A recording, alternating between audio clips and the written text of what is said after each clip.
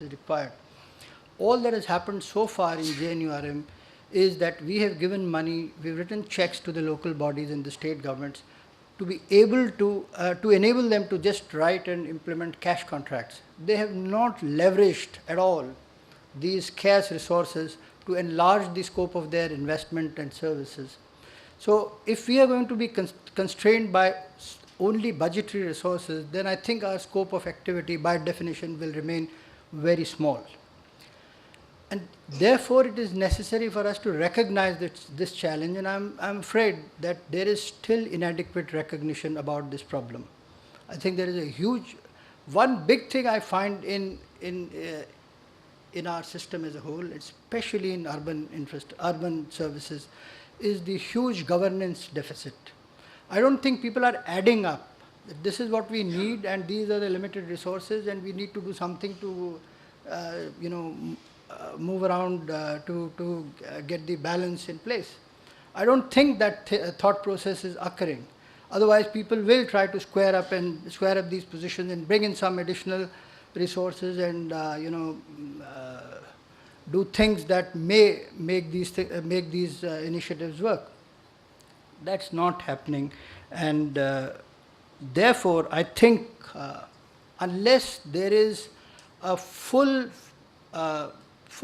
effort, just as it happened in highways, it happened in airports, it happened in ports, unless there is a well-directed, full-fledged effort to mobilize a couple of $1 billion in the next few years in infrastructure services from the private sector, I don't think we will really be able to make a significant dent in the infrastructure financing scenario that prevails today. And the limited resources that we have, and I'm afraid because of the fiscal problems that we are facing, those are becoming even more limited. Most of the union government's budget is getting channelized to financing metro rail projects, a bulk of that. And I have noticed a lot of resistance, even within the central government, to promote PPP in metro rail. So we are quite happy doling out checks, fully recognizing the fact that this money is going to become more and more scarce as years go by. So what are we going to give to the states is not clear. Increasingly, the central government grants are coming under pressure.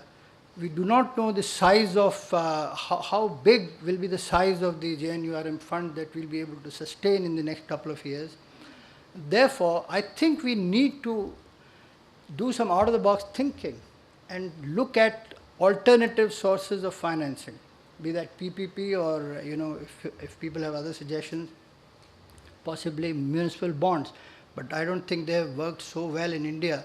And the problem with municipal bonds is that that's a form of borrowing for the municipal bodies. And unless they invest this money in revenue-generating projects, they're not going to be able to repay that money, and therefore they will constrain their ability to raise more resources.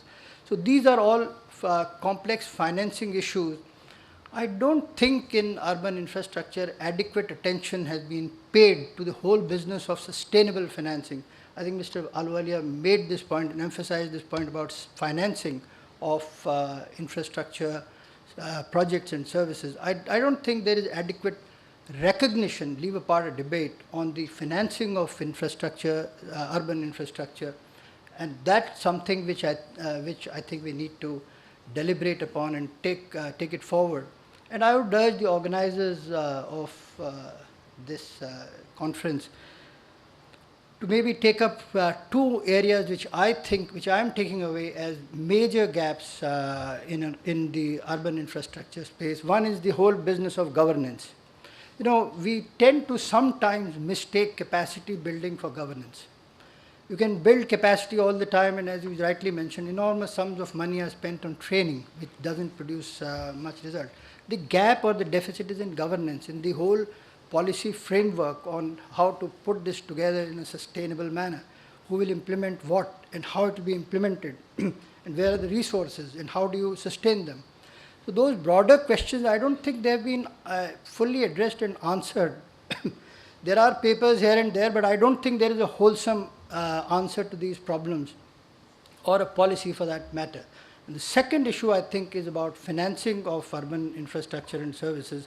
That also needs a full-scale, deliberation and responses and a way forward. I think I would stop here with my remarks of extempore remarks. I didn't know that I had to speak on this. I compliment the authors, Shastra Naman and Kapoor, for laying down the overall scenario. It's a good start, and I think we can move from there. Thank you.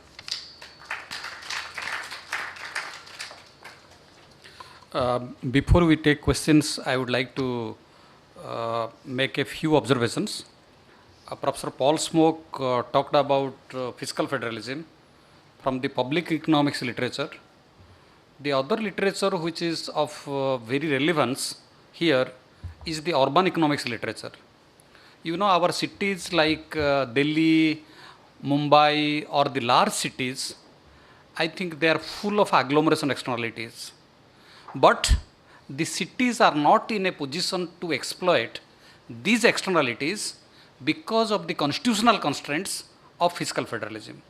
So we have to think of partnerships. For example, the tax increment financing model, which has been very popular in the US and Australia, which calls it value increment financing.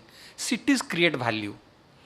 And this value creation is to a lot of extent is by public policy, like spatial planning and infrastructure development.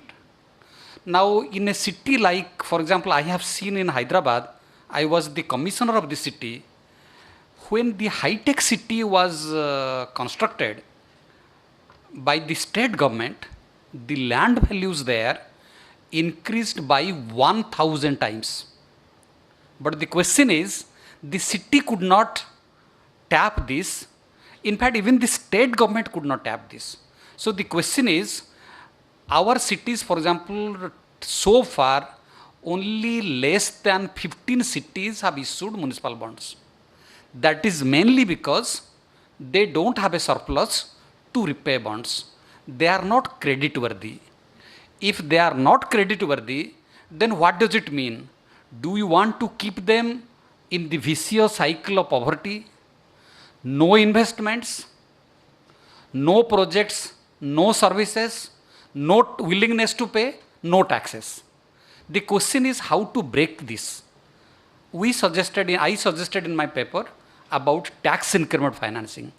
Today you don't have money, but the point is that if you plan for investment linked with planning, I think transportation is a very major factor which makes or mars cities. If you are investing in transport planning, if you are investing in infrastructure, along with planning, I think you will create value. If the tax is T0 today, with these values, after say 5 years or 10 years, the tax will be T1. T1 minus T0 will be the tax increment. You can escrow it now to borrow or promote PPP, which could be paid over a period of time. I think this is something we always talk about PPP. The P also, there is one P called public. If the public is not functioning, if the public agencies are not good regulators, I don't think the other P will work. So therefore, in my paper, the fundamental thing is how to reform the urban public finance system in the country. And there, unless you have got strong municipalities to generate finances, give services, match services to finances, provide good governance, I think that is the bottom line. I think with these remarks as an author, I would put the floor open for questions. Yes.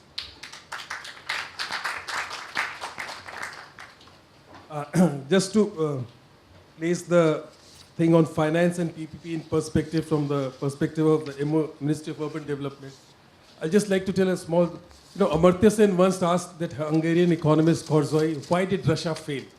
Why suddenly did everything was going hunky-dory? Why did it fail? And he came up with his reply, as long as we were working within the production possibility frontier, whatever you did was good. Only once you touch the production possibility frontier, when your marginal things come into play, that is when Russia failed. That's the story of the urban infrastructure.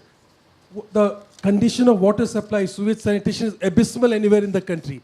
You give funds to the municipal governments and all, they put it in any water supply scheme, any solid waste management scheme. It's good for the people, it's good for the country.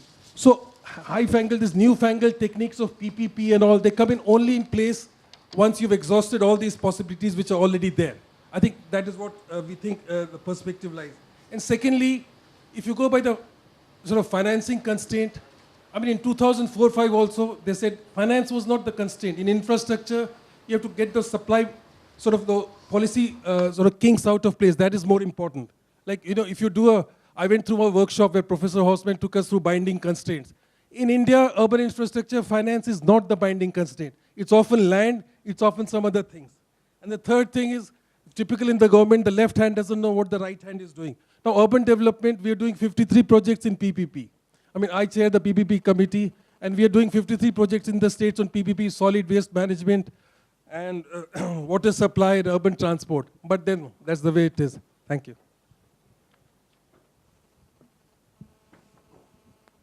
I'm Rathin Roy.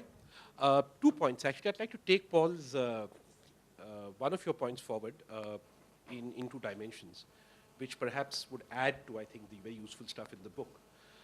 From a public finance perspective. You know, I think one problem we have in developing countries is that, yes, cities are rich, but in practice, the surpluses that are generated in cities, which should in principle form their tax base, consist of rents. You know, and we know it's a good idea to tax rents, but taxing rents is difficult when the political economy of the city is one which inhibits that happening. It's not a problem that's uncommon. It was there in New York. It's been there in Chicago in the past. It's crackable. But when those cities, when a country develops, then eventually you have things other than rents to tax. There's plenty of rents to tax in my city. I'm from Bombay. That, I think, is a very good reason why governments cannot or will not be able to ever assess the true value that occurs from investments that they make. And I think this is tied to a second thing, which is that typically in our countries, investments in urban areas tend to be orthogonal to the problem of essential inequity that comes between 2 kinds of people. One that can actually opt out of the consumption of public services by creating their own, right? And others who can't, out there. This, I think, is a problem in public finance which would need to be addressed. And I didn't see that sort of discussed in the literature in the book or elsewhere.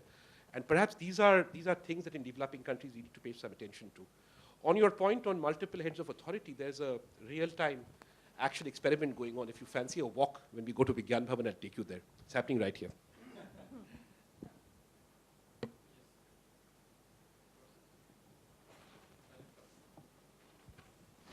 Yes, Professor. Widening the net a little bit, the spatial differentiation, I mean, the entire city is not homogeneous. There are spatial different areas are different, wards are different, localities are different, and their needs and their requirements are also different. So finance, when we talk of finance, when we talk of budgets, when we talk of giving services to them, we find that we sometimes have a blanket solution. We say we don't really have a spatial context of investments, of financing, so if I mean, we're talking of Mumbai, the point, Mumbai disaster, Mumbai's vulnerability, it's different. Every ward is different, but the budget for every ward is the same. So, I mean, we really do not link up space, land, area, locality with the money. So, I think maybe that. Yes, please. Okay. My name is Regina Dube. I'm working for GIZ, and we are supporting cities in urban infrastructure development also with PPPs. And I just wanted to share an experience which we make in so many of the cities, and I'm talking not of the mega cities. We have supported so many cities in PPP modeling. It's all possible